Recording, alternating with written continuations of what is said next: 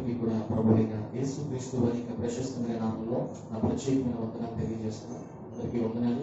అందరూ బాగున్నారు కదా? మరొకసారి మా అందరినీ కూడా ఈ రీతిగా చూడడానికి దేవదేవుడు నాకు ఇచ్చిన ఈ చక్కటి అవకాశాన్ని బట్టి నేను ప్రభుని స్తుతిస్తున్నాను. ఈ దినం కొరకు ప్రత్యేకంగా ఏర్పాటు చేయబడిన దేవుని యొక్క పరిశుద్ధమైన వాక్యాన్ని మనం ధ్యానం చేద్దాం. రండి, లూకా సువార్త 9వ అధ్యాయం 23వ వచనాన్ని మనం చదువుకుందాం. మరియు ఆయన అందరితో ఇట్లనెను,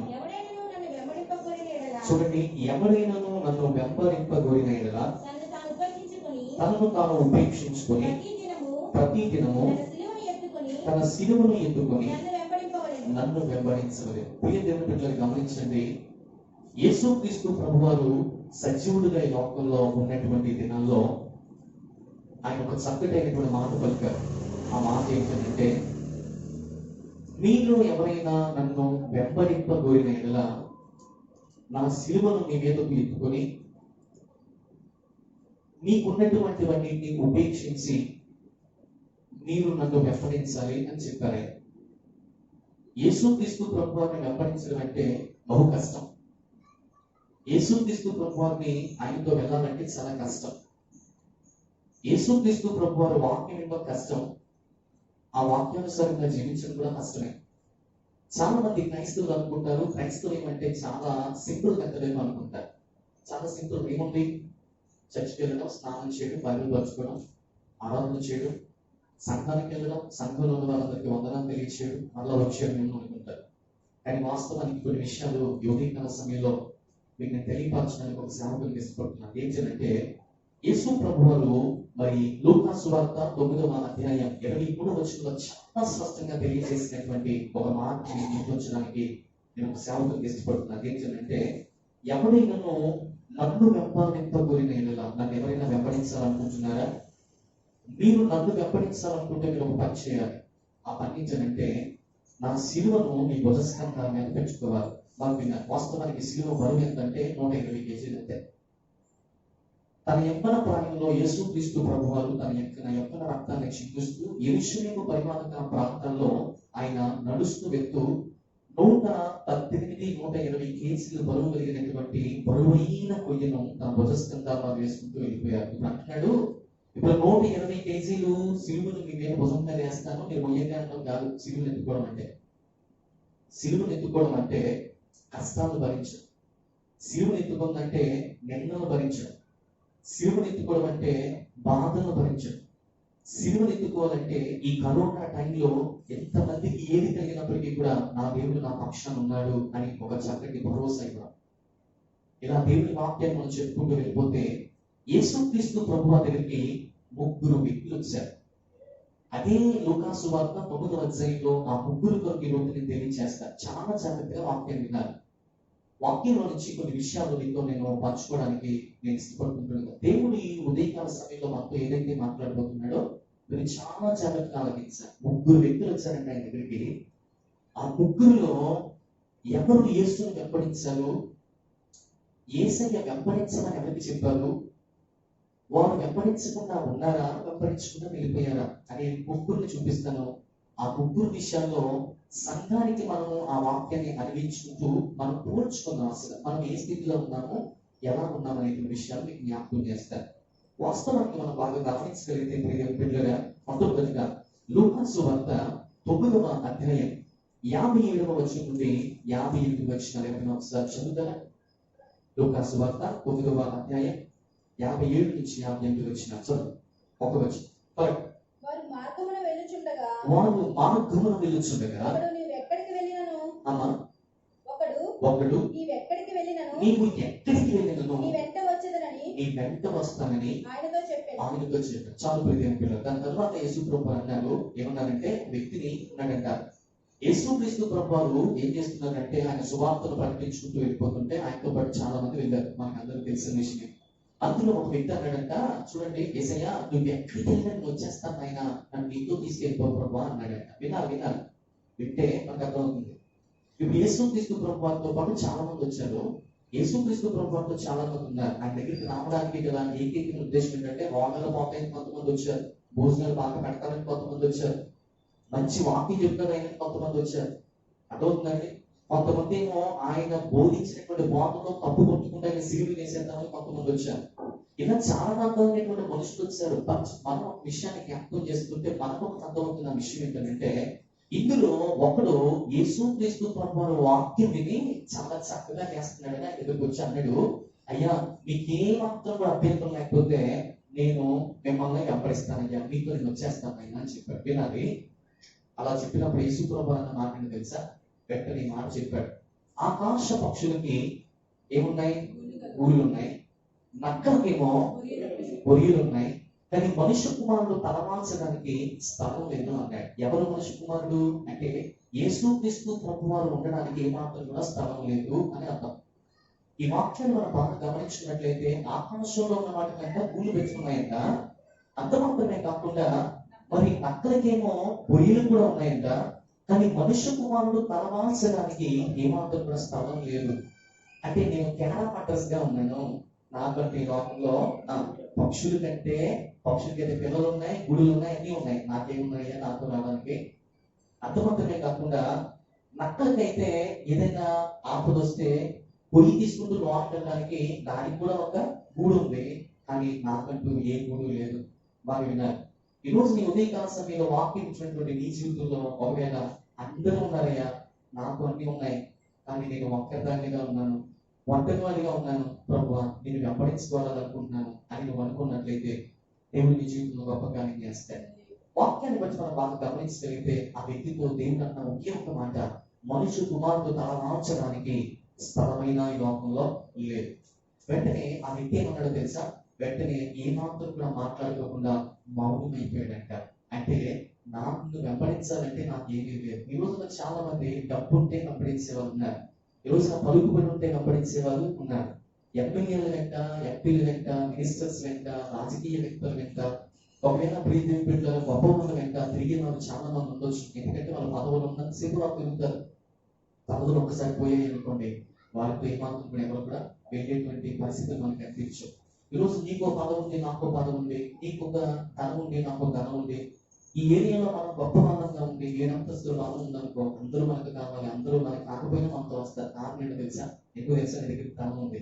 ఉంటే ధనమన్నా ఉండాలి, ఉంటే జ్ఞానమన్నా ఉండాలి, ఉంటే మనకి ఏదైనా ఉండాలి. అలా ఉంటేనే లోకం మనల్ని ప్రేమిస్తుంది, హర్షిస్తుంది, మనం ఎంత వస్తుంది. కానీ యేసుక్రీస్తు ప్రభువును వెంట వెళుతున్నటువంటి ఆ వ్యక్తి ఉన్నాడు చూశారు. ఆ వ్యక్తి మరి ఏం చూసారో ఆయన మనకు తెలియదు, కానీ ఒక మాట అన్నాడు, నేను నీతో వచ్చేస్తాను ప్రభు అన్నాడు. కానీ యేసయ్యను అడిగిన వెంటనే యేసు ప్రభు ఒకటే మాట చెప్పారు, నా దగ్గర ఏమీ లేదయ్యా అన్నాడు. అంటే నేను అంటున్నాను, ఆ వ్యక్తి ఏమో ఎక్స్పెక్టేషన్ చేసి వచ్చాడేమో దేవుడి దగ్గరికి.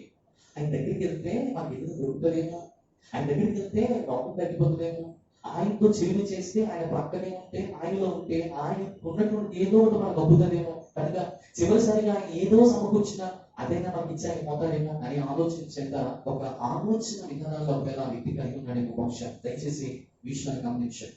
కనుక నేను అంటున్నటువంటి మాట ఏంటంటే, ప్రియ దేవుని బిడ్డలుగా గమనించండి, యేసుక్రీస్తు ప్రభువు దగ్గరికి వచ్చినప్పుడంట నీకు నేను మనందరూ కూడా ఆహారం దొరుకుతుందనో, లేకపోతే యేసుక్రీస్తు ప్రభువు దగ్గరికి వచ్చిన తర్వాత మనకి ఆడంబరాలు కలుగుతాయేమో, యేసుక్రీస్తు ప్రభువు దగ్గరికి వచ్చిన తర్వాత మనకంటూ ఘనత వస్తుందేమో అని మనం అనుకోకూడదంట.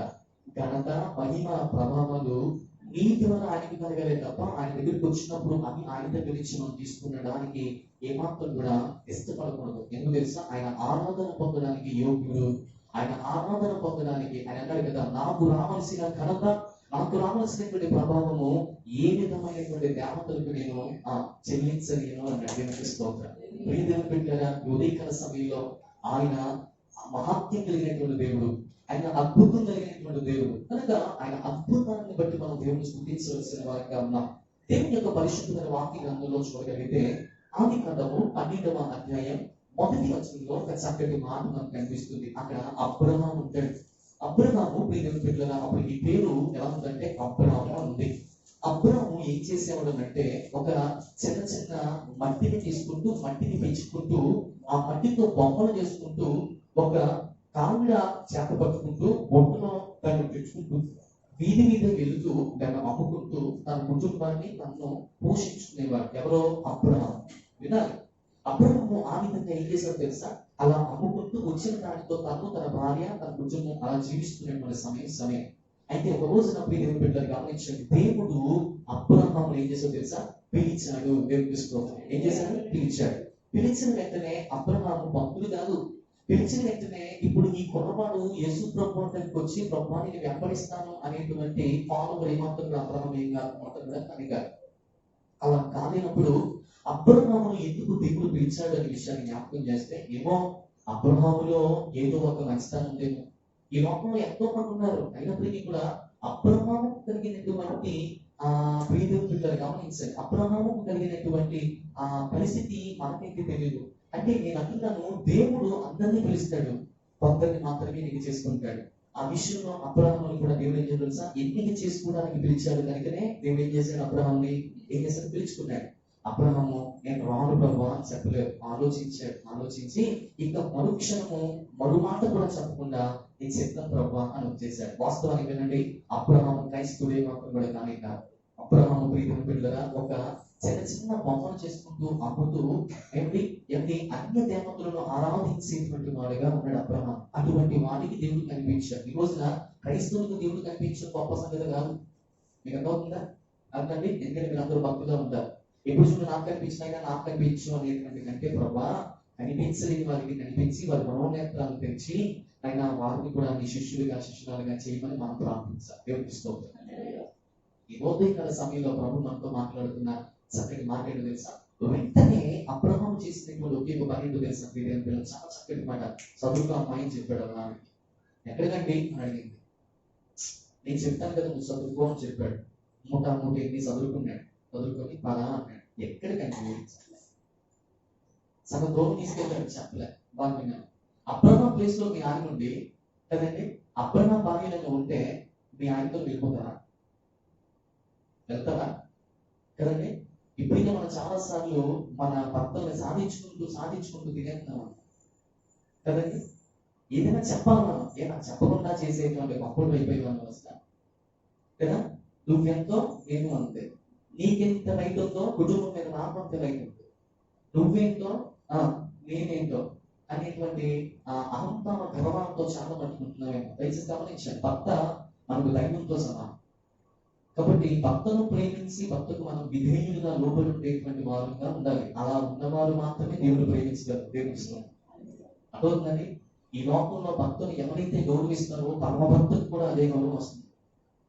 ఈ లోకంలో భక్తుని గౌరవించలేకపోతే ఎక్కడికి వచ్చి పరమ భక్తులను ప్రేమించాలన్నా దేవుని ఆరాధించాలన్నా నీ జీవితంలో ఏమాత్రం కూడా నువ్వు చేయవలసిన విషయాన్ని మీరు బాగా గమనించాలని నేను ప్రభు పేట మనం చేస్తాను. వెంటనే రెడీ అయ్యారు. మూటముట్టి చదువుకున్నారు. సగం దూరం వచ్చేసారు. అబ్రహాంతో దేవుడు అంటే 12వ అధ్యాయంలో మనం చూడగలిగితే మొదటి వచనం అన్నాడు, అబ్రహాంతో చెప్పిన పునః దేశమును బంధువులను తన తండ్రిని దేశమును బంధువులను తన తండ్రిని తన ఇంటి వారిని అందరినీ విడిచిపెట్టి అందరితో పాటు అక్కడ విడిచిపెట్టి వచ్చేసాడంట. దేశాన్ని విడిచిపెట్టాడు, బంధువులు విడిచిపెట్టాడు కదండి, కుటుంబ సభ్యులు విడిచిపెట్టి అందరూ విడిచిపెట్టాడు. భార్య భర్తలు మాత్రం వచ్చేస్తున్నాడు. భార్య అడుగుతుంది, ఎక్కడ తీసుకెళ్తామయ్యా, ఎందుకు తీసుకెళ్తాం, ఏంటి సగం ప్రయాణం ఏంటి, అసలు ఏంటి నీ ఉద్దేశం ఏంటి, ఇన్ని రోజులు అన్ని చెప్పేవాడు, ఇప్పుడు నాకు అసలు చెప్పట్లేదు, ఏంటి పరిస్థితి ఏంటి అంటే నాకు కూడా తెలియదే ప్రేమిస్తాను. ఏంటి నాకు కూడా తెలియదు. రాత్రి ప్రార్థన చేయను, ప్రార్థించినప్పుడు దేవుడు నాతో మాట్లాడాడు. ఏంటి దేవుడు నీతో మాట్లాడా? అవునమ్మా దేవుడు నాతో మాట్లాడాడు. ఏం చెప్పాడంటే ఎవరిస్తాడా అని మనం అడుగుతాం. కానీ ఇప్పుడు ఆమె అడుగుతుందంటే ఒకే అడుగుతుంది. దేవుడు అడుగుతుందంటే దేవుడు కనిపించాడా, దేవుడు మాట్లాడా? అవును మాట్లాడాడు. ఎక్కడికి వెళ్ళమన్నాడు? అదే తెలియదు. దేవుడు క్లారిటీ కలిగిన వాడు కదా. ఎక్కడుందా? దేవుడు మనలాగా అన్క్లారిటీ కలిగిన వాడు కాదు, క్లారిటీ ఇస్తాడు. నువ్వు ఇది చెయ్యి, నువ్వు ఇది చెయ్యొద్దు అని చెప్పే దేవుడే. బాగున్నారు. అలాంటి అబ్రహాముతో దేవుడు ఇక్కడికి వచ్చే అని చెప్పాడు. ఇప్పుడు దేవుడు పెట్టారు. కానీ క్లారిటీ లేదు, ఒకటే చెప్పాడు, నువ్వు అలా నడుచుకుంటూ నేను మరలా నీతో మాట్లాడతానో, నేను ఎక్కడైతే మాట్లాడానో మరలా నీకు చెప్తాను అక్కడే ఉంటాను. ఆయన మధ్యాహ్నం సిద్ధూరపు వాళ్ళ దగ్గరికి అలా వచ్చాడు. ఆ దేశాన్ని విడిచిపెట్టేశాడు. మొట్టమొదటి చదువుకుంటా వచ్చాడు కదండి. కొన్ని దినాలు ప్రయాణం చేశాడు, కొన్ని రాత్రులు ప్రయాణం చేశాడు. కొన్ని గంటలు ప్రయాణం చేశాడు కదా, అలిసిపోయాడు, అక్కడక్కడ పడుకున్నాడు, మరలా తెల్లవారైంది, మరలా మొత్తం వండుకున్నాడు, మరలా తింటున్నాడు, మరలా చదువుకుంటున్నాడు, మరలా వెళ్తున్నాడు, మరలా అలా రోజులన్నీ కూడా నడుచుకుంటూ వెళ్తాడు. కొన్ని వారాలు, కొన్ని నెలలు, కొన్ని సంవత్సరాలు నడుచుకుంటూ వెళ్ళిపోయాడు. అలా నడుచుకుంటూ వెళ్ళిపోతుంటే ఇంకా స్వరం వినిపించలేదు. అంటే స్వరం వినిపించలేదంటే క్లారిఫికేషన్ ఇంకా రాలేదు నాకు కదా. దేవుడు ఏం చెప్పాడు, బయట ముందు నేను చెప్తాను, మరలా ఎక్కడైతే నేను మాట్లాడతాను నువ్వు అక్కడ ఉండిపోన్నాడు బాగా. మరి దేవుడు మాట్లాడలేదు కనుక ఏం చేశాడు, అబ్రహాం కూడా వెళ్ళిపోతాడు. అర్థమవుతుందా? యేసుక్రీస్తు ప్రభువారు కూడా పుట్టినప్పుడు నక్షత్రం కూడా చేసినటువంటి పని తెలుసా, తన తన తన యొక్క సేవ తను చేసుకుంటూ వెళ్ళిపోయింది. అలా చూపించింది జ్ఞానులకి గొల్లలకి, ఏం చేసింది, డైరెక్షన్ అలా ఇచ్చింది. అది డైరెక్షన్ ఇచ్చింది కాబట్టి వాళ్ళు వెళ్ళిపోయారు. ఉదాహరణకి జ్ఞానులు కూడా వెంటనే యేసు ప్రభువారు పుట్టిన వెంటనే రాలేదు. వాళ్ళు రావడానికి 2.5 సంవత్సరాలు పట్టిందంట. అంటే 2.5 సంవత్సరాల వరకు ఆకాశం ఏంటో తెలుసా, నక్షత్రం అలానే ఉంది. ఉదయకాలం అంతా ఏం చేశారు, నక్షత్రాలు రాత్రులు కనిపిస్తాయి, ఉదయకాలంలో కనిపించడం కనుక వాళ్ళు ఏం చేశారు తెలుసా, అలాగే రాత్రి ఉదయం అంతా కూడా పడుకున్నారు. తెల్లవారుజామున అంటే సాయంత్రకాల సమయంలో అవుతుందిరా, చొక్క మనం చూస్తామా అన్న టైంలో మరలా మూట చదువుకుని మళ్ళీ పంపారు. అబ్రహాం పరిస్థితి కూడా అలా అబ్రహాము తన భార్యను తీసుకుని వెళ్ళిపోయాడు. దేవుడు ఒక్కసారి మాట్లాడాడు, అబ్రహ్మా ఇదిగో చక్కటి విషయానికి వచ్చి, ఒక అన్యుడివి నా మాట విన్నాం. అర్థమవుతుందా? ఒక అన్యుడివి నా మాట విన్నాం, నా నా మనసుకు నచ్చినట్టుగా చేశాం, నాకు లోపడ్డాం. నీ భార్య అడిగితే తిరిగి సమాధానం చెప్పకుండా, నీ భార్యను కూడా పట్టించుకోకుండా నువ్వు నాతో నీ భార్యను కూడా తీసుకొచ్చావు. శభాష్ అని దేవుడు చెప్పి, ఇదిగో చూడు, నీకు నేను ఇవ్వబోతున్న దేశం ఏంటో తెలుసా, ఇదిగో ఈ దేశం అంతా, తూర్పు దేశానంతా నీకు ఇచ్చేస్తానని చెప్పి చెప్పలేదు.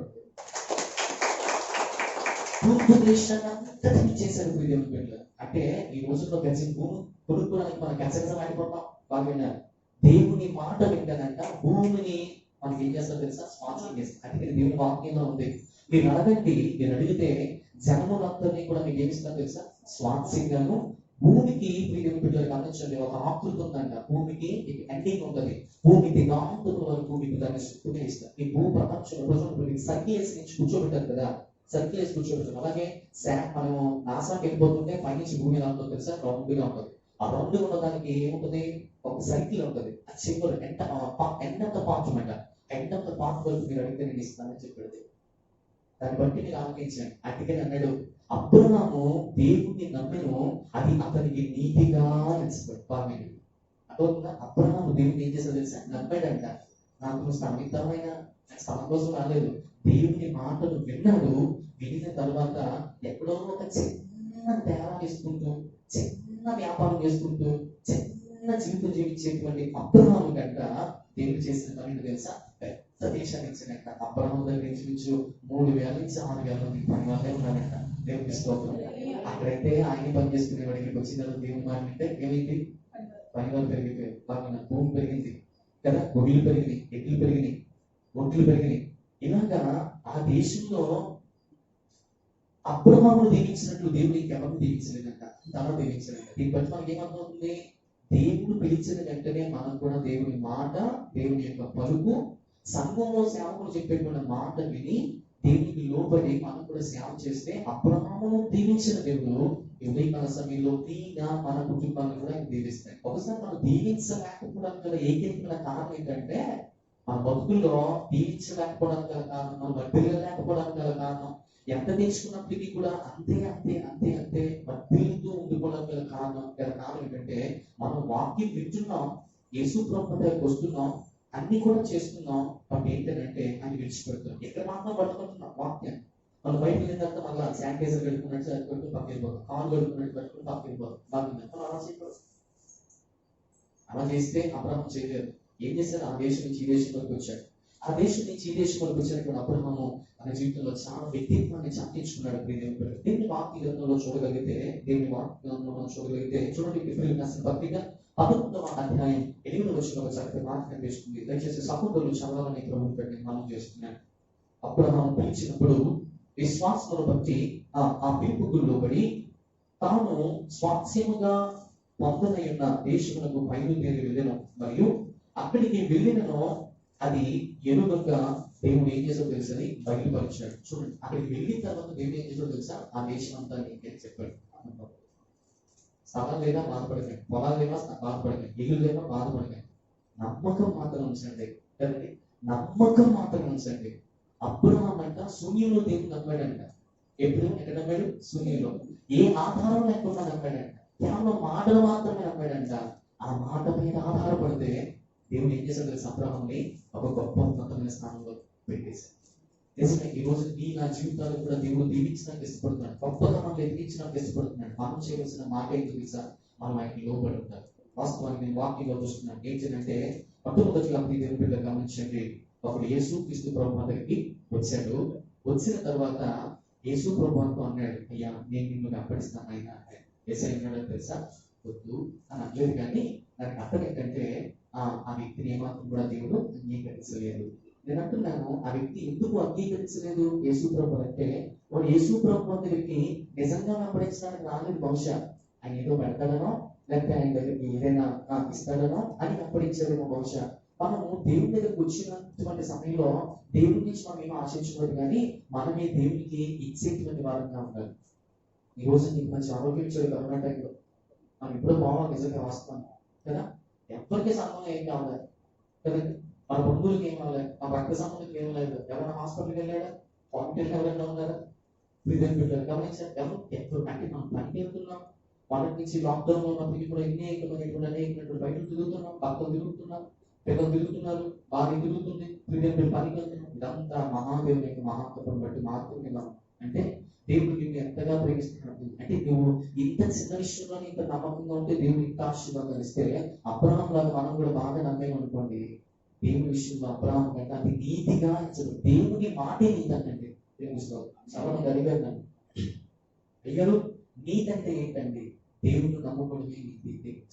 ఆయన నీతిపరుడు, ఆయన యథార్థపరుడు, ఆయన నిత్య స్వరూపుడు, నిత్య సంకల్పుడు. ఆయన బాగా ఆయన చెప్పినటువంటి మాటే నీతి. బాగా మనుషుల మాటలు నమ్మేటువంటి కంటే, మనుషులతో మనం తిరిగేటువంటి కంటే దేవుని నమ్మేమనుకోండి, అది మనకి నీతి. అని అబ్రహాము కూడా ఆ విషయంలో అబ్రహాము దేవుణ్ణి నమ్మెను, అది అతనికి అది నీతిగా ఎంచబడింది. దేవుడు ఈ ఉదయకాల సమయంలో ఇక మొట్టమొదటి మాట ఏంటో తెలుసా? వ్యక్తి వచ్చాడు, ఏసీ అన్నాడు తెలుసా?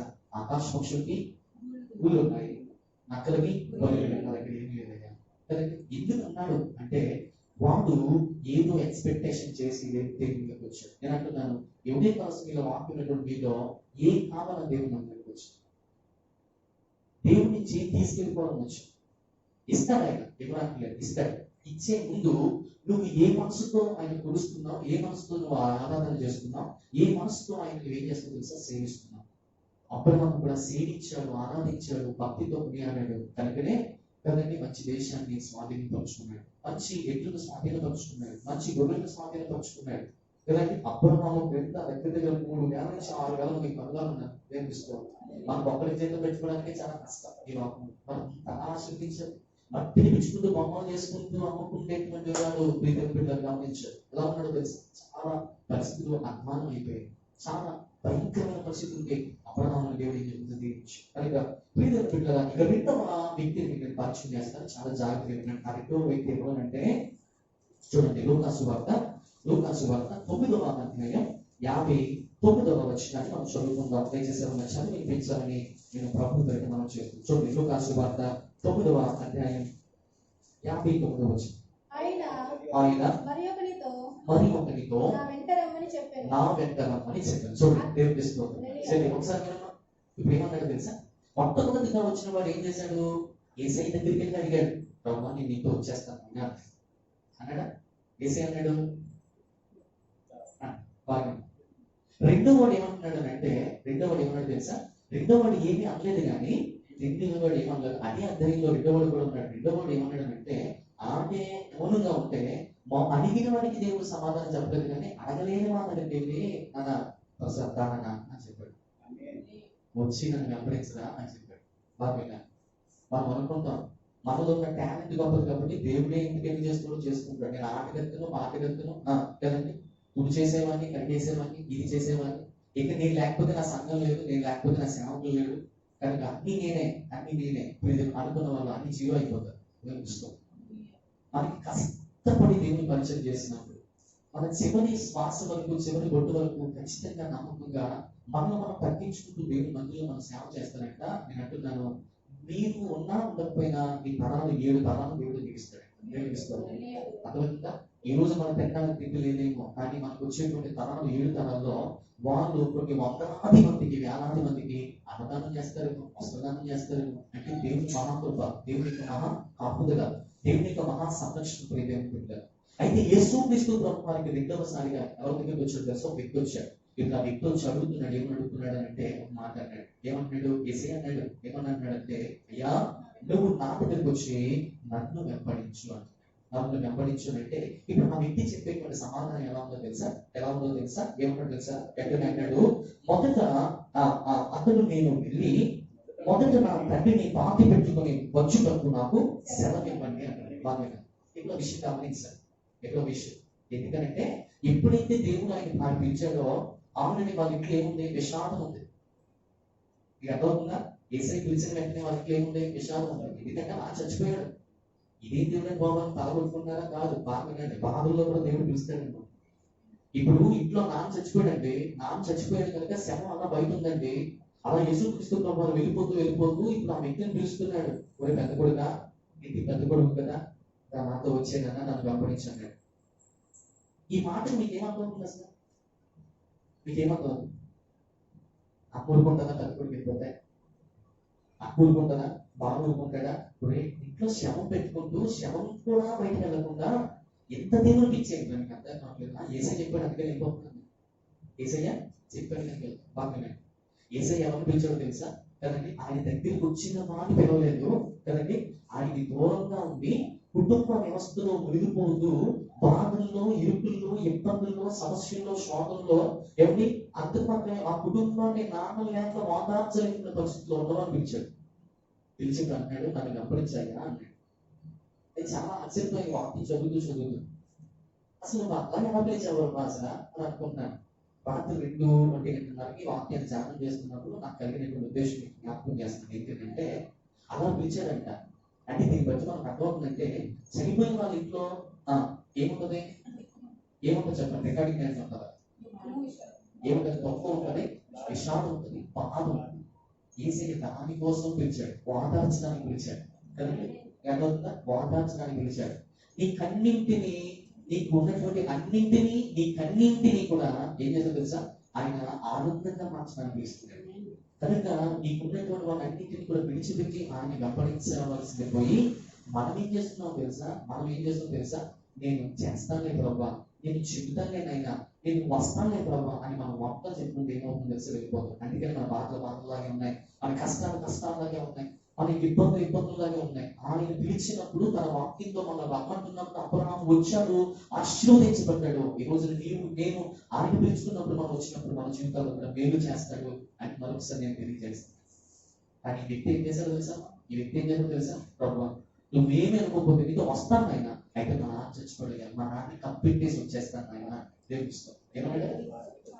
కట్టుకుంటుంది కదా ఆయన, బాధ్యత ఎందుకు కదా మాకు నిజమే, ఈ బాధ్యత కప్పెట్ట అలా వెళ్ళిపోకూడదు. నిజమే. అయితే దేవుడు ఒక పరీక్ష పెట్టాడు. అమ్మ వినాలి, ఇక్కడ దేవుడు ఏం చేసాడు తెలుసు? ఒక పరీక్ష పెట్టాడు. అంటే నాన్నను వాడు బాధ్యతగా తీసుకుంటాడా, లేకపోతే నన్ను బాధ్యతగా తీసుకుంటాడా? ఇప్పుడు రెండు ఆలోచన. నాన్నేమో శారీరక సంబంధమైనటువంటి జన్మనిచ్చాడు, దేవుడేమో ఆధ్యాత్మికమైనటువంటి జన్మనిచ్చాడు. మన నాన్నకంటే దేవుడు గొప్ప చెప్పాలంటే, ఎందుకంటే ఆయన లేకపోతే మన నాన్న కడుపులో మనం బలం. అర్థమవుతుందా? కనుక దేవుడు టెస్ట్ చేశాడు. కొడుకు టెస్ట్ చేసి ఇప్పుడు అడుగుతున్నాడు. ఏమని అడుగుతున్నాడు అంటే, నాన్న నన్ను వెంబడించురా అంటే, దేవుడు తెలియదు ఇంట్లో చచ్చిపోయాడు నాన్న తెలుసు, బయట చేశారని తెలుసు. వారు అయినప్పటికీ దేవుడు అంటే మాట తెలుసా? నన్ను వెంబడించు అని. అంటే మరణం ఇంట్లో ఉన్నప్పటికీ కూడా జీవం కలిగినటువంటి నన్ను నువ్వు వెంబడిస్తే నా జీవం వాళ్ళకి వస్తుంది. ఉదాహరణకి లాజరు ఏం చేస్తుందో చనిపోయాడు. అప్పటికే 4-5 రోజులు అయిపోయింది. అయితే యేసు ప్రభు వాళ్ళ దగ్గరికి లాజరు దగ్గర తీసుకొచ్చినప్పుడు వెంటనే ఏం చేసినట్టు పని తెలుసా? సమాధి ఎదురుగా ఉంది. ఆ బండ్లను తొలగించి వెంటనే లాజరు బయటికి రమ్మన్నప్పుడు చనిపోయినటువంటి ఆత్మ మరలా బయటికి వచ్చి తెలుసా? వచ్చి దేవునిస్తుంది. అంటే నువ్వు జీవం కలిగినటువంటి దేవుణ్ణి సేవించినప్పుడు, జీవం కలిగినటువంటి దేవుని ఆరాధన చేసినప్పుడు, జీవం కలిగినటువంటి దేవుణ్ణి మాత్రమే నువ్వు లక్ష్యం వచ్చినప్పుడు, నువ్వు వెనక నుంచి వేయకుండా ముందుకు సాగిపోయినప్పుడు నీ జీవితంలో దేవుడు గొప్ప అద్భుతాన్ని, గృహాల్లో ఆశ్చర్యకార్యాన్ని, అద్భుతమైనటువంటి కార్యాలను అయితే వేస్తాయి. అర్థమైందా? కానీ మరణానికి ఎవరు భయపడవలసిన అవసరం లేదు. నేను ఒకే గుర్తు పెట్టుకోను. ఈరోజు చాలా మంది మందిరాలు మానేస్తున్న వారు ఉన్నారు. నేను అంటున్నాను, మందిరాలు మానేసినంత మాత్రం కరోనా ప్రియులు గమనించారు, ఇంట్లో కూడా వచ్చారు. ఆ విషయం తెలుసా? నువ్వు స్నానం చేసిన బాతుల్లో కూడా ఉంటుంది. బాగా పోవాలంటే ఎక్కడైనా పోవచ్చు. ఏమన్నా కదా అంటే పోవాలంటే ఎక్కడైనా పోవచ్చు. బాగా విన్నాను. నేను నాకు ఒక అబ్బాయి ఫోన్ చేశాను. ఒక అన్నయ్య నాకు ఫోన్ చేసి ఇచ్చాడు. ఫోన్ చేసి అప్పుడు ఒక అబ్బాయికి పాజిటివ్ వచ్చింది, చాలా ఏడుస్తున్నాడు, చాలా దుఃఖపడుతున్నాడు అని ఫోన్ చేశాడు. మీరు ఏంటో మాస్టర్ కాబట్టి మీరు ఒకసారి ప్రార్థన చేయండి అని చెప్పాడు. ఎందుకు ఏంటంటే అని నాకు చెప్పిన విషయం ఏంటంటే, గత వారం రోజుల క్రితం మన అమ్మగారు విజయవాడ వెళ్ళారంట. విజయవాడ వెళ్ళి వాళ్ళ అక్క దగ్గరికి వెళ్ళి ఒక 3 రోజులు ఉండి ఆవిడ ఇంటికి వచ్చింది. ఇంటికి వచ్చినటువంటి 3 రోజుల తర్వాత చచ్చిపోయింది. ఏంటి అని ఆలోచిస్తే వాస్తవానికి పిల్లలు గమనించండి, ఆవిడ టెస్టులు చేస్తే ఆమెకి కరోనా వచ్చింది. కరోనా 3 రోజులు చచ్చిపోతారా? మాకే తెలుసు, నాకెవరికి రాదు, తెలుస్తుంది. ఈ 3 రోజుల్లో పిల్లలుగా నాకు తెలిసి వాస్తవానికి అది కాదేమో అని అనుకుంటున్నాను. అయితే ఇంకో విషయం ఏంటంటే, ఈ వ్యక్తి మా అమ్మగారితో కొడుకు కాబట్టి చాలా చక్కటి సంబంధం కలిగి ఉంటాడు కాబట్టి అమ్మని పట్టుకుంటూ తిరుగుతూ ఉంటాడు కాబట్టి, అమ్మ అంటే ఎవరికి ఇస్తున్నాడు, అందరికి ఇస్తుంది, కొడుకులందరికీ అలా ఉంటాడు కాబట్టి, ఈ వ్యక్తి అమ్మతో ఉన్నటువంటి కారణాన్ని బట్టి ఏంటి టెస్ట్ చేశారంట కదండి. చనిపోయిన తర్వాత అందరూ పంపించారు, మీ అమ్మగారు అలాగే విజయవాడ వచ్చారు, తెలుగు విజయవాడ ఉంది, అందుకే నీకు వచ్చేసిందేమో అన్నప్పుడు ఈ వ్యక్తి కూడా చేసిన పని ఏంటో తెలుసా? టెస్ట్ చేయించుకుంటే ఇది లైట్ గా ఉంది అని చెప్పారంట. అయితే మా అమ్మ దానికోసం చచ్చిపోయినట్టున్నాడు ఆ వ్యక్తి. బాగా విన్నారు, వింటున్నారా? మొత్తానికి అయిపోయింది. ఇప్పుడు ఈ రోజు పరిస్థితి ఏంటంటే, నిన్న ఈవినింగ్ నేను ఫోన్ చేసి సతీష్ నా పేరు, ఇంకా నా దగ్గర ఉంది, ఫోన్ చేసి మాట్లాడాను. కొన్ని దేవుని ఆటంకం మాటలు చెప్పాను. ఉంటే దేవుని పరిచయం చేద్దాం, లేకపోతే ప్రభు పరిచయం బాబాబు వచ్చాను ఇష్టం, దేనికి భయపడవలసిన అవసరం లేదు. తను అంగీకరించిన వారిని ఆయన ఏం చేస్తా తెలుసా? కాపాడేటువంటి దేవుడు. నువ్వు ఒకటే అనుకో బ్రదర్, నువ్వు బాగా ప్రార్థన చేసుకో.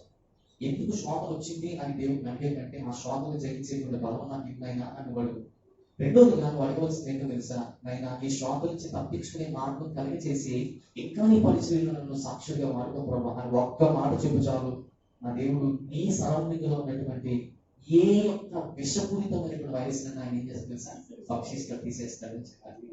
నేను చాలా ఏడుస్తున్నాడు. ఆయన అనుకుంటున్నాడంట, ఇప్పుడే కాల్ వచ్చిందండి, జిఎస్ఎల్ వ్యాన్ వస్తుంది మా ఇంటికి, మా ఆమెకి ఏమో బొబ్బూరు క్వారంటైన్ పంపించేశారు, నాకు 2 ఆడపిల్లలు, వాళ్ళు కూడా తీసుకెళ్ళిపోయారు, మా ముదురికి మా అన్నయ్యని కూడా అక్కడ తీసుకెళ్ళిపోయారు, మా నాన్న తీసుకెళ్ళిపోయారు. ఎందుకు తెలుసా?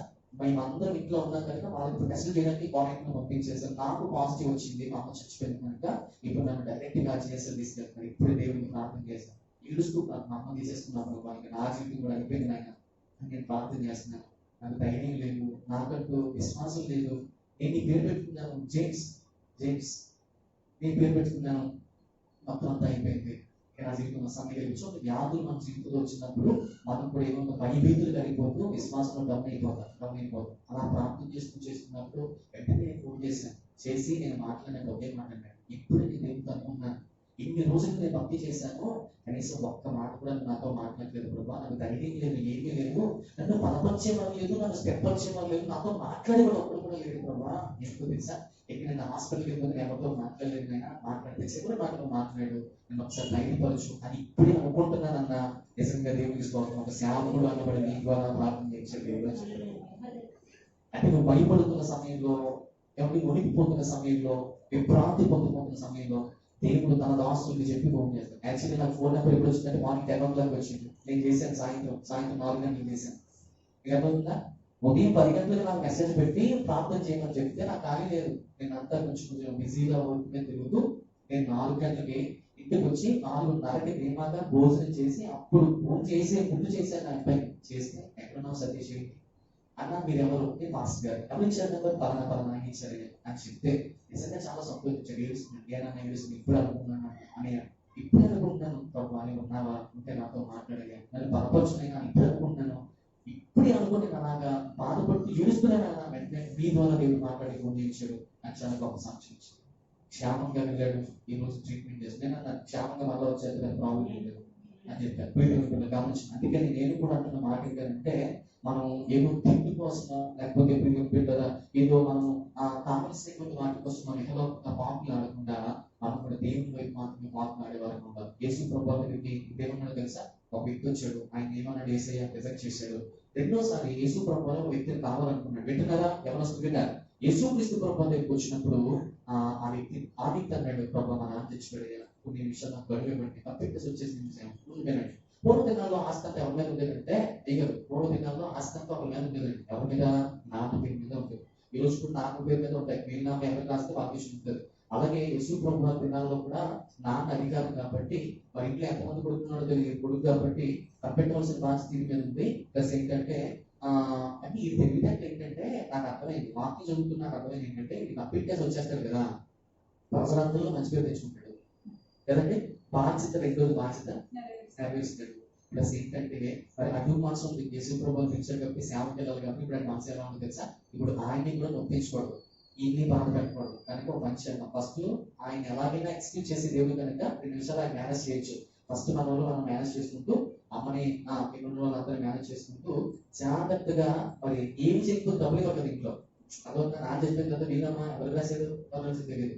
పెద్ద కొడుకు ఆలోచన ఏంటంటే జాగ్రత్తగా నాన్న చచ్చిపోయిన తర్వాత చేయవలసిన కార్యక్రమాలన్నీ చేసి అమ్మ ఇక్కడ దేవుడికి సేవ వెళ్తున్నానమ్మా, నాకు ఏమన్నా ఉంటే నాకు ఇచ్చే నాన్న లేడు కదా, ఇది జాగ్రత్తగా ఉండు అని అనేటప్పటికి అమ్మ చేసిన పని ఏంటంటే మొత్తానికి వాడు ఏం చేసింది, ఇప్పుడు అది తీసుకుంటూ వాడు ఏం చేయాలో తెలుసా, శుభ్రంగా బ్యాంక్ వేసేసి బాగా ఏటీఎం దగ్గర పెట్టుకుంటూ బాగా ఇప్పుడు యేసుక్రీస్తు ప్రభు వెళ్తే ఎప్పుడు భోజనం దొరుకుతుందో ఎప్పుడు భోజనం దొరకదో తెలియదండి.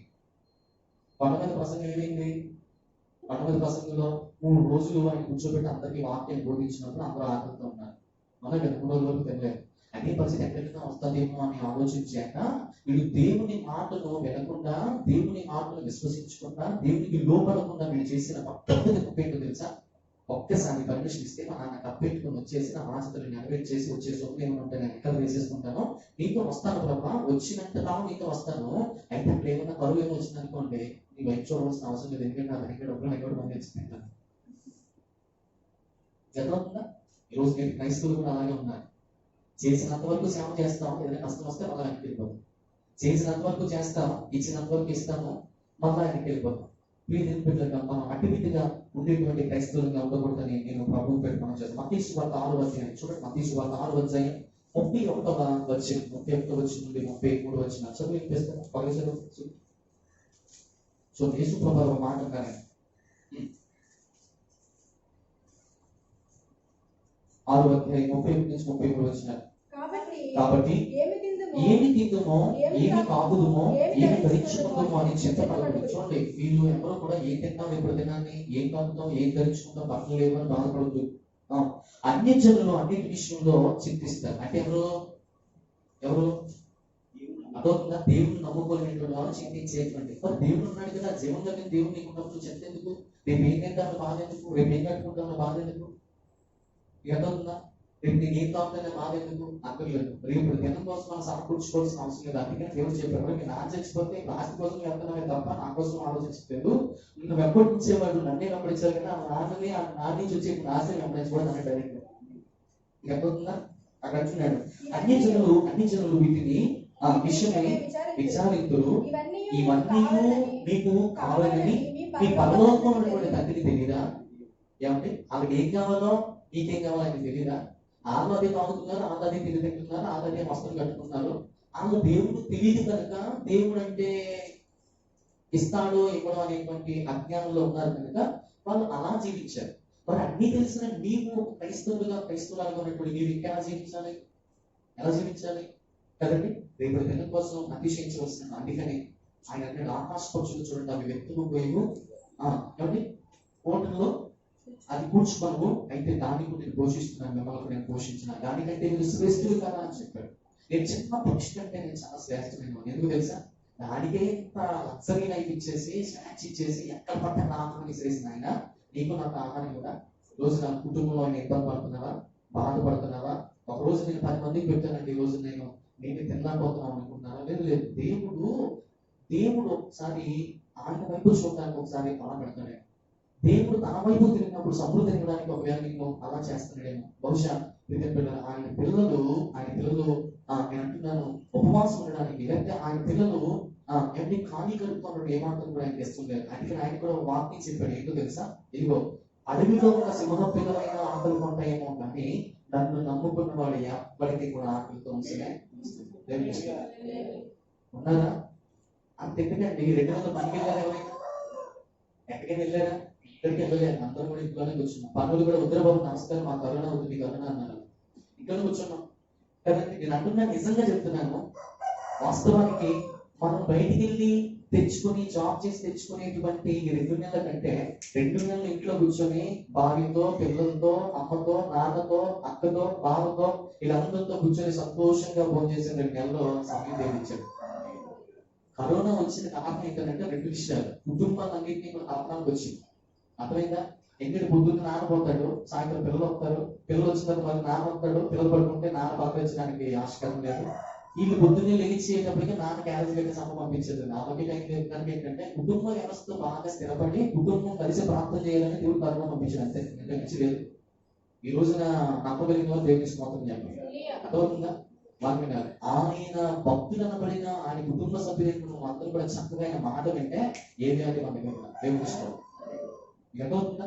కనుక ప్రియ దేవుని బిడ్డలు గమనించండి, ఇక్కడ మనం బాగా గమనించగలిగితే అది అర్థమవుతుంది. అందుకనే లూకా సువార్తలో 9వ అధ్యాయం 60వ వచనంలో చక్కటి మాట కనిపిస్తుంది. దయచేసి చదువుతామా? అందుకు ఆయన మృతులు తమ మృతులను పాతి పెట్టుకుని నీవు వెళ్ళి దేవుని రాజ్యంలో ప్రకటించమని అతనితో చెప్పాడు. అదేమన్నాడు? అయ్యా, మా నాన్న చచ్చిపోయాడు కప్పెట్టి వస్తాను ఆయన అన్నాడు. కానీ యేసుప్రభు అన్నారు, మృతుల్ని పాత పెట్టుకుంటారు, నువ్వు సజీవుడు కదరా, సజీవుడు కానీ ఇప్పుడు దేవుడిని నువ్వేం చేయలేదు, రాజ్యాన్ని కట్టుకో అన్నాడు. బాగా అంటే మృతులు అంటే ఎవరు? ఆ నాన్న ఇంకా ఎప్పుడైనా చచ్చిపోతాడు. మృతులే. ఇప్పుడు మృతులు కాబట్టి మృతులు కప్పించుకుంటారు. నువ్వు ఇంకా వయసు ఉంది, జ్ఞానం ఉంది, నీకు ఆరోగ్యం అన్నీ ఉంది. ఇప్పుడు పోయినటువంటి మీ నాన్న, మీ అమ్మ, అన్న మీకు రాడు. ఉన్నదల్లా నువ్వే, ఉన్నదల్లా ఈ రోజే. కనుక నిన్ను నీవు రక్షించుకో. ఆల్రెడీ వాళ్ళు ఎక్కడ ఉన్నారు? పరదేశంలో ఉన్నారు, ప్రభు దగ్గర ఉన్నారు. పరదేశంలో ప్రభు దగ్గర ఉంటే వాళ్ళకి ఏ నిశ్చితంగా ఉన్న నా దగ్గర ఉన్నారు. పోయేది నువ్వే. అదవుతున్నా, రోజులు బాగోలేదు, సమయం బాగోలేదు, కాలం బాగోలేదు, దినాలు బాగోలేదు. కనుక నువ్వేం చేయాలో తెలుసా? నువ్వేం చేయాలంట? నువ్వు చక్క పెంచుకో. వాటిని అందుకని యేసు ప్రభు అంటున్నటువంటి చక్కటి మాట ఏంటంటే అదే అన్నాడు ఆయన. ఏమంటున్నాడు ఇక్కడ చూడండి, మృతులను పాతి పెట్టుకుని నీవు వెళ్ళి దేవుని రాజ్యమును ప్రకటించమని అతనితో చెప్పినప్పుడు ఆ వ్యక్తి ఏం చేసాడు తెలుసా? బిడ్డల అలాగుగా చేసినట్లు మనం చూడగలుగుతున్నాం. చూడండి, ఈ లోకంలో చాలా మందికి ఈ యొక్క కుమారుడు దేనికి విలువించాడు తెలుసా? డబ్బుకి విలువించాడు. ఆ నాన్నకు వచ్చేటువంటి కప్పెట్టతో వచ్చేటువంటి మోట తీసుకొచ్చేద్దాం అనుకున్నాడు. దేవుని సేవ మోటతో చేయడం, దేవుని సేవ బంగారంతో చేయడం, దేవుని సేవ దేవుని బిడ్డలు దేనితో చేయడం. అన్నింటికంటే దేవుని విలువైన వాడు నీవే. బాగా విన్నారు, దేవునికి వజ్ర విలువల కంటే, కెంపుల కంటే, అన్నిటికంటే విలువైన వ్యక్తి ఈ లోకంలో ఎవరికంటే నువ్వు, నేను. అంటే అందుకనే ఆయన బాగా విన్నారు, వజ్రం చేసుకుని బతికేవచ్చు, లేకపోతే ఆయన కిరీటం చేసుకుని బతికేవచ్చు. ఆయన మనల్ని ఎందుకు చేశాడు? మన స్వరూపుడు ఎందుకు చేశాడంటే నువ్వు అంటే ఆయనకి ఇష్టం. ఏ వజ్రం ఆయన పోల్చలేదు, ఏ కిరీటం ఆయన పోల్చలేదు. దేవుడు ఎలా ఉన్నాడంటే మనలాగే ఉన్నాడంట. అందుకే దేవుడు వాక్యం చెప్పింది, నరుల్ని నా పోలికతో చేసుకున్నాను అన్నాడు. వాళ్ళు ఈ లోకంలో మనం ఎంత గర్వించాలండి, ఎంత గర్వించాలంటే ఈ లోకంలో ఎవరికి లేదు, దేనికి లేదు పోలిక. మనకు ఒక్కరికి ఇచ్చాడు దేవుడు. అమ్మ ఎలా ఉన్నావు తెలుసా? అచ్చము అలా అలా ఉన్నామా? అమ్మ అచ్చం ఎలా ఉన్నామా అంటాం కదా, అలాగా మన పోలిక ఎవరిచ్చో తెలుసా? దేవుడు ఇచ్చాడు. కేవలం మనము ఆయన పోలికతో ఉన్నాం.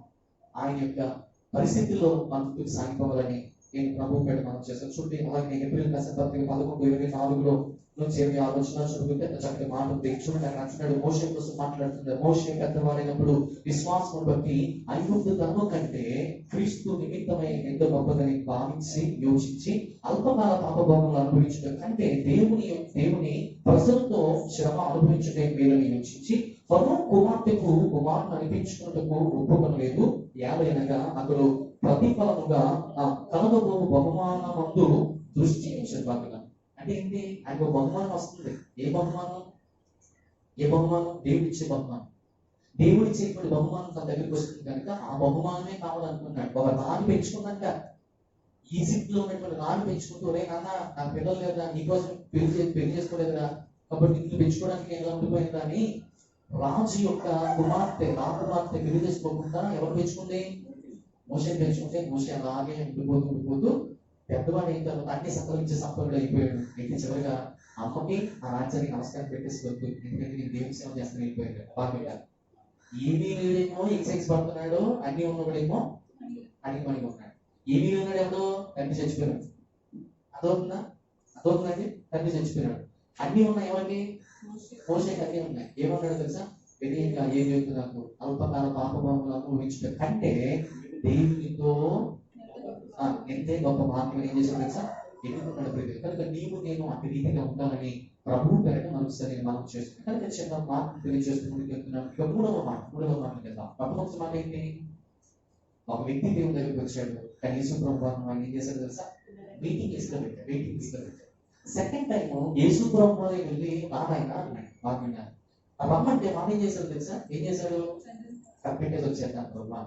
దేవుడు అన్నాడు, ఏమన్నాడు తెలుసా, చచ్చిపోయిన కప్పెడతారు ఆయన, నువ్వు నేను సచివులుగా ఉన్నాము, మన పని మనం చేద్దాం, దేవుని వాక్యాన్ని స్థాపిద్దామంటే వాళ్ళు ఏమనుకున్నారు తెలుసా, దేవుని పెట్టారా చక్కగా వాళ్ళు ఏమనుకున్నారంటే ఒకటే అనుకున్నారు. ఏమనుకున్నారు ఏమి అనుకోకుండా చాలా మౌనంగా ఉండిపోయాడు. బాగుంది. ఇక మూడవదిగా లూకాసు వార్త 9వ అధ్యాయం విన్నారు. లూకాసు వార్త 9వ అధ్యాయం 61వ వచనంలో ఒక చక్కటి మాట మనకు కనిపిస్తుంది. చదవండి ఏమైనా. మరి ఒకడు ప్రభువా నీ వెంట వచ్చేదను గాని నా ఇంట ఉన్న వారి యొక్క సెలవు తీసుకుని వచ్చుటకు చిన్న పర్మిషన్ తీసుకుని వచ్చేద్దాం ఆయన, మొదట నాకు సెలవిమ్మని అడుగుగా నాకు పర్మిషన్ అయినా చెప్పాడు. బాగుంది. మూడో వాడు ఏమన్నాడు తెలుసంటే, రెండో వాడికి ఏమో నాకు తెచ్చిపోయాడు కప్పెట్టి వస్తానని చెప్పాడు.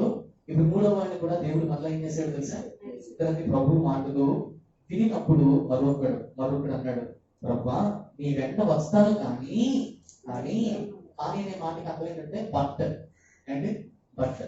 But is the bit of the poison అన్నారు. బట్ సో నీకు డబ్బులు ఇస్తాను కానీ, డబ్బులు ఇస్తానంటే అలా కానీ అనేటప్పటికీ ఏమైనా చేసుకుంటాడా, ఇంగ్లీష్ లో మంచి quotation, but is the bit of poison, depends అనేది చిన్న పాయిజన్ అండి. దానికి బట్టి మనం చాలా తగ్గడిపోతా ఉంటాం. కనుక ఇక్కడ కూడా వ్యక్తి వచ్చాడు, యేసుక్రీస్తు ప్రభువాన్ని ఏమంటున్నాడు అంటే, ప్రభా నేను వెంబడిస్తాను, నీ వెంట వస్తాను కానీ నా ఇంటి వారిని ఎందుకు వెళ్ళి సెలవు తీసుకొని వచ్చేటప్పుడు మొదటిగా నాకు సెలవు అన్నాను. ఇప్పుడు ప్రసాదం దేవుని సేవకు వచ్చారా అన్నాను అనుకోండి, ఆయన ఒకసారి అమ్మతో ఏం చెప్పేసి వస్తాను, నాన్నకు ఒకసారి చెప్పేసి వస్తానండి. ఎందుకంటే తమ్ముడు కూడా బాధ్యత లేకుండా ఉన్నాడు, మా ఆయన కూడా మరి నేను అన్న దగ్గరికి వెళ్ళిపోతే మరి అమ్మని నాన్న ఇవే చూసుకోవాలని ఆయన కూడా ఒక బాధ్యత నేర్పించి వచ్చేద్దానండి అని అనుకోండి. బాగా అనుకున్నాడు అనుకోండి, దేవుని ఇష్టం. ఇప్పుడు దేవుడు అంటాడు ఏంటంటే, నువ్వు నా దగ్గరికి వచ్చాయి, నీ కుటుంబంలో ఏది వ్యతిరేకంగా ఉందంటే నేను అన్ని సెట్ చేస్తాను. నీకు అర్థమవుతుందా నేను కుటుంబంలోకి వస్తున్నాను. చాలా చాలా విన్నాను.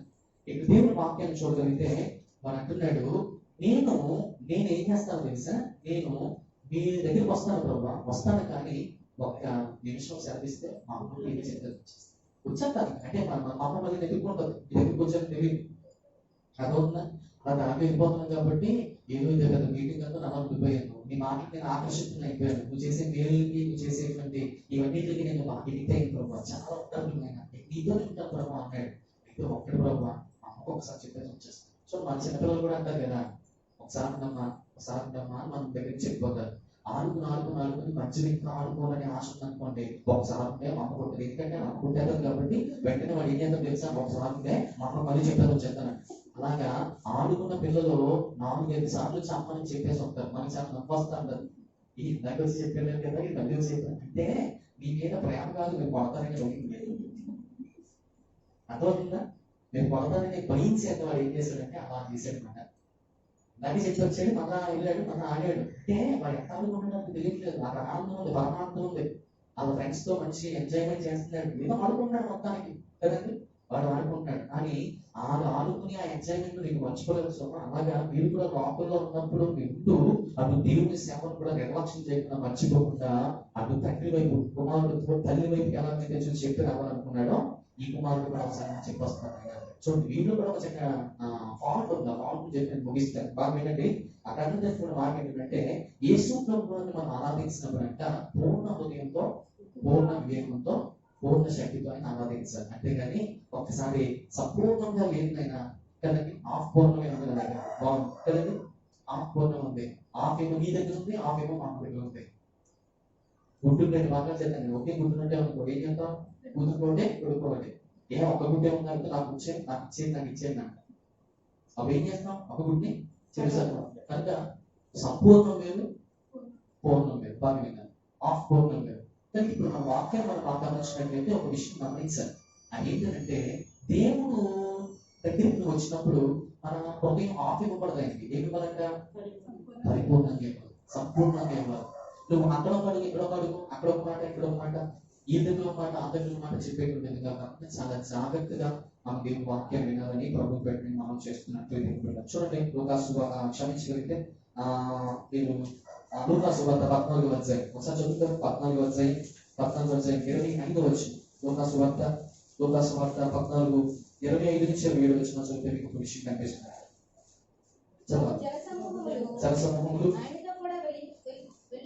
ఆయనతో కూడా వెలుచున్నప్పుడు ఆయన వారి తట్టు తిరిగి ఎవడైనాను చూడండి ఎవడైనా నా యుద్ధకు రావాలంటే మూడవడు చెప్తున్న దేవుడు మాట చెప్తున్నాడు. ఏమో తెలుసా?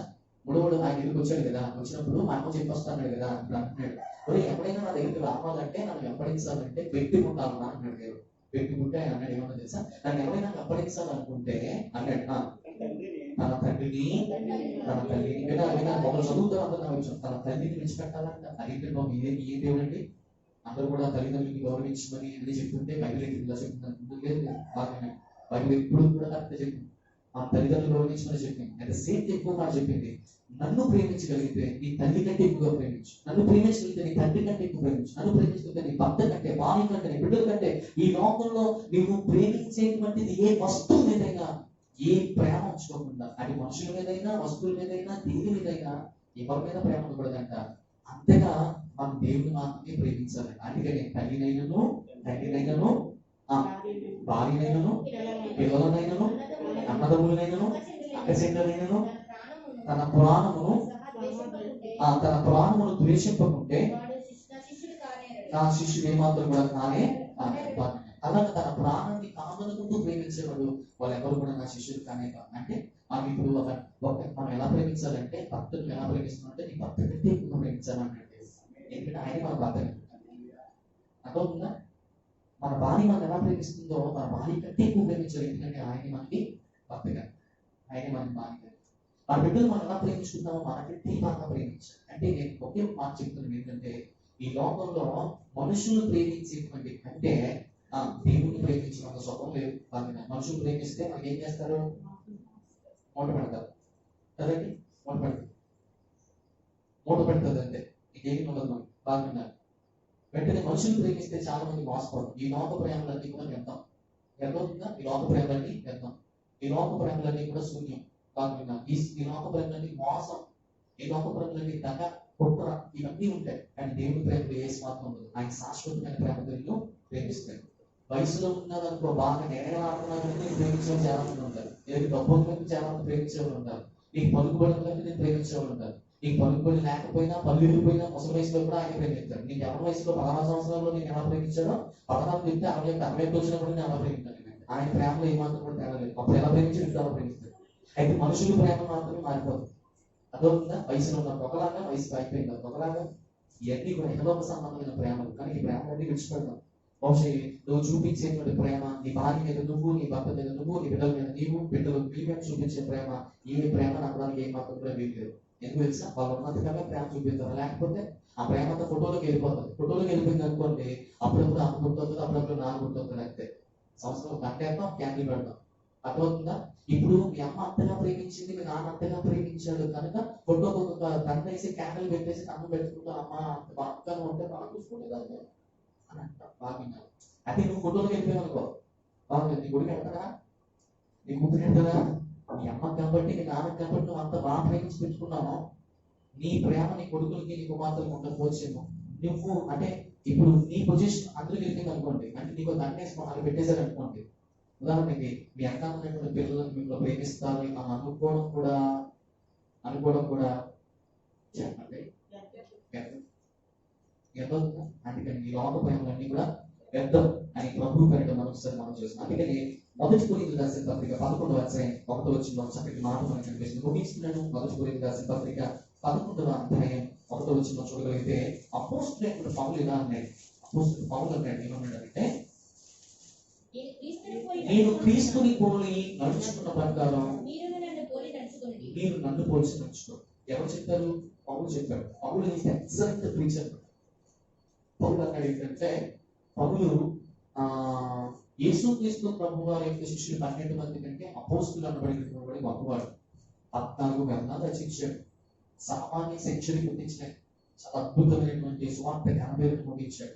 రోజు మీ పరిశుద్ధ గ్రంథం చేతబడితే 14 గ్రంథాలు రచించాడు. ఎవరో యేసుక్రీస్తు ప్రభు వారి దగ్గర ఉన్న వాళ్ళే రచించలేదండి. యేసు ప్రభు వారి దగ్గర లేకపోయినా, యేసు ప్రభు వారిని చూడలేకపోయినా, యేసు ప్రభు వారు వినలేకపోయినా, యేసుక్రీస్తు ప్రభు వారు ఆయన అపోజిట్ పౌలు వెళ్ళి ఆయన నేను సేవలకు వచ్చేస్తున్నానని చెప్పలేదు. ఏమి చెప్పలేదు. అంటే చూడండి, పిలుచుకున్న వారు ఒకసారి నమ్మకంగా ఉంటారు, అపనమ్మకంగా ఉంటారు. కానీ ఈ విషయంలో కూడా ఏం చేశారో తెలుసా? ఒకే చేశాడు. తపస్సు విషయంలో వెళ్తున్నటువంటి మార్గంలో అక్కడ ఏం చేశారో తెలుసా? దేవుని స్వరాన్ని విన్నాడు. తల ఒక్కసారి వచ్చాడు అంతే. అక్కడ వచ్చినటువంటి తపస్సులో వచ్చినటువంటి ఏమిటి గుర్రం పక్కకి వెళ్ళిపోయింది, కింద నేల మీద పడిపోయాడు, పక్కంతా లోపలికి వెళ్ళిపోయింది, కళ్ళు పోయింది కదా. అక్కడ తల వచ్చాడంట దేవుని స్వరాన్ని. అక్కడ తల వచ్చిన వాడు దేవుని బిడ్డగా అద్భుతమైనటువంటి సువార్త బైబిల్ ఎక్కడో చేయలేదు, ఆయన చేశాడు. నేను అంటున్నాను, యేసుక్రీస్తు ప్రభు వారి కంటే గొప్ప పరిచయం చేశాడు అపోజిట్ పౌలు. అంత పరిచయం చేసి చివరిగా అదే సువార్త ఏమైంది తెలుసా? తలొచ్చి శిరస్థానం చేయించింది. బాగా తమస్సులో శిరస్సు వచ్చాడు. మరలా చనిపోయేటంత వరకు, అంటే ఆయన ఎలా చంపేశారంటే కదండి, ఎక్కడ తల నరికేశారంట. అంటే దేవుని సువార్త, అంటే దేవుని యొక్క స్వరం వినినప్పుడేమో తల వచ్చి అన్నాడు. దేవుని సువార్తను ప్రకటిస్తూ కనిపిస్తున్న తల వచ్చి ఏదో తెలుసా? చనిపోయాడు. నేను దేవుని కోసం చచ్చిపోతాను. అందుకే అన్నాడు ఈ మాట, ఒరే క్రీస్తుని నేను పోల్చుకున్నటువంటి ప్రకారం, నేను ఆయన పోల్చుకున్నటువంటి ప్రకారం మీరు కూడా నన్ను పోల్చుకుని తలలో వంచండి. దేవుని యొక్క స్వార్థను ప్రకటించండి. ఖచ్చితంగా ఉండండి, నమ్మకంగా ఉండండి అనేకటువంటి విషయాలు తెలియజేశారు. ఇక్కడ ముగింపులకు వస్తున్నాను. ముగింపు సందేశం ఏంటంటే, ఈనాడు అనేకమైనటువంటి వారు లోటు భార్యలే దేవుడిని ఆజ్ఞలు నిలుపుతున్నటువంటి వారుగా ఉన్నారు.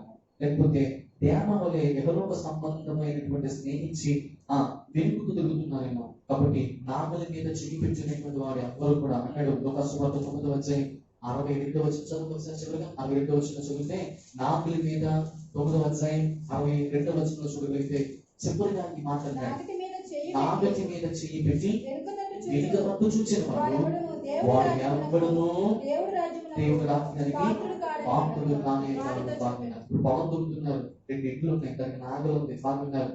అక్కడ 2 ఎడ్లు ఉన్నాయి, నాగలు ఉన్నాయి, దానికి అర్థపెట్టి పొలం దొరకడానికి సిద్ధంగా ఉన్నాం. ఇప్పుడు ఎవరైనా వెనకకు వస్తే అంటే ఇప్పుడు ఏమవుతున్నారు? బయట ముందుకు బాగున్నారు. నేను దున్నేస్తున్నాను రాత్రి ఫోన్ చేసి చెప్పేసి పొద్దున్న రాలేదనుకోండి, బాగున్నారు. దున్నడానికి ఏముంది? నాగలి సిద్ధంగా ఉంది. నాగలి వాక్యానికి సాదృశ్యంగా ఉంది. ఆ మోసేటువంటి వాడు ప్రియమైన సంఘం ఒక ఆవుకు కాల్చబడింది.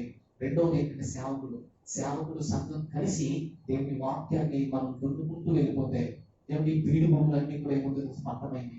దేవుని అలా నేను దువ్వను అని మనం వెనక్కి వెళ్ళిపోయే వారంగా ఉండకూడదు. నేను ముగింపులకు వస్తుంది. మొట్టమొదటిగా యేసుక్రీస్తు ప్రభు దగ్గరికి ఒక వ్యక్తి వచ్చాడు. ఆ వ్యక్తి వచ్చి ఏమన్నాడు తెలుసా? అయ్యా నేను వెంబడిస్తానంటాడు. అంటే ఆయన అన్నాడు ఏంటో తెలుసా? సస్పెన్స్ లో పెట్టేసి వచ్చేసేదాన్ని. రోజున మొట్టమొదటిగా మనం కూడా అలా ఉన్నాం. ఈ రోజున దేవుడు సేవ అంటే నేనేం పాడతానండి, నేనేం ఇస్తానండి, నేనేం చేస్తాను కాదు. మీరు అందరూ నేను అంటున్నా, నాకంటే గొప్ప మీ అందరూ. నేను అనుకున్నారు కానీ మాకు నేనైతే తలగొంటూ దొరుకుంటూ వాక్యం చెప్పాలి. అయితే మీరు రోజుకి వారానికి 2 వాక్యాలు వింటారు, టీవీలో చాలా వాక్యాలు వింటారు. నాకైతే తెలియదు, మీరు అందరూ ఉపయోగిస్తాం. అవునా కదా? మైకైతే నేను బద్దలు కొట్టేద్దాం. మీరు ఇంకా నేను మీరు ఎక్కించి నేర్చుకోవాలి. బాగా 10 మంది పాస్టర్లైనా అంటే సామెత ఎలా ఉంటారంటే, 10 మంది సంఘాలను కూర్చోబెడతాం కానీ 10 మంది పాస్టర్లు కూర్చోబెట్టలేమని అంటారు. నేనంటే 10 మంది పాస్టర్లను కూర్చోబెడతాం కానీ 10 మంది విశ్వాసానికి సరిగ్గా మేము బోధించలేము. ఆమె ఏంటంటే మాకైతే తెలియని వాళ్ళు ఇలా నమ్మంటే అలా పోతాం, అలా నమ్మంటే ఇలా వెళ్తాం, ఇలా వెళ్తాం తెలియదు. బాగా కనుక నా విషయం ఏంటంటే వెంబడింపులకు ఏమాత్రం కూడా నువ్వు ఏం చేయకూడదు తెలుసా? పైన నీవేమాత్రం కూడా ఏ రోజు నుంచి వెంబడించడానికి, సిలువను ఎత్తుకోవడానికి, సిలువను పోయడానికి ఏమాత్రం కూడా నీకు భయపడకూడదని ప్రభు పెడతాం. నేను అంటున్నాను, నువ్వు భయపడితే నీ జీవితం అంత మంది భయపడుతున్నాడు. భయలేక నేను మోస్తాను ప్రభు దగ్గరికి వచ్చానుకో, ఆయన తారంట సులువుగా తేలిక ఉంటుంది. 120 కేజీల బరువు అంతా కూడా ఏమో తెలుసా? ఎంతో తేలికైపోతుంది. బాగా చాలా తేలిక మోసేటువంటి వాడు మీరైనా ఆయన నీలో ఉంటాడు కనుక ఆయన్ని శక్తి ఇస్తారు, భావిస్తారు. ఆటోమేటిక్ గా మనం మోసేటువంటి వాళ్ళు. మొట్టమొదటిగా వ్యక్తి వచ్చాడు, ఏమన్నాడు చెప్పాలి? వచ్చాడు ఏమన్నాడు తెలుసా? వెంబడిస్తానయ్యా అన్నాడు. రెండో వాడు కూడా వచ్చి వెంబడిస్తానయ్యా అన్నాడు. మూడోవాడు కూడా వచ్చి వెంబడిస్తానయ్యా అన్నాడు. మొట్టమొదటిగా వాడు వచ్చి వెంబడిస్తానని చెప్పి ఏం చెప్పాడో తెలుసా? అంటే యేసు ప్రభు అన్నారు ఏమన్నా తెలుసా? వాడిని సస్పెన్స్ లో ఉంచారు. అలా సస్పెన్స్ లో ఉంచుకున్న వాడికి నేను చెప్పే ఆలోచన ఏంటంటే, అలా మౌనంగా ఉంచాడంటే బాగా విన్నారు. రెండో వాడి కంటే మూడో వాడి కంటే గొప్పడు అనుకోవాలి. ఎందుకు తెలుసా? అందరికి పనిచ్చి నీకు పని లేదంటే ఆ సామర్థ్యాన్ని బట్టి చూశారు కనుకనే అది పనిచ్చారు. రెండో వాడికి ఇచ్చాడు, మూడో వాడికి పనిచ్చాడు. ఫస్ట్ వాడికి ఇవ్వలేదు. కారణం ఏంటి?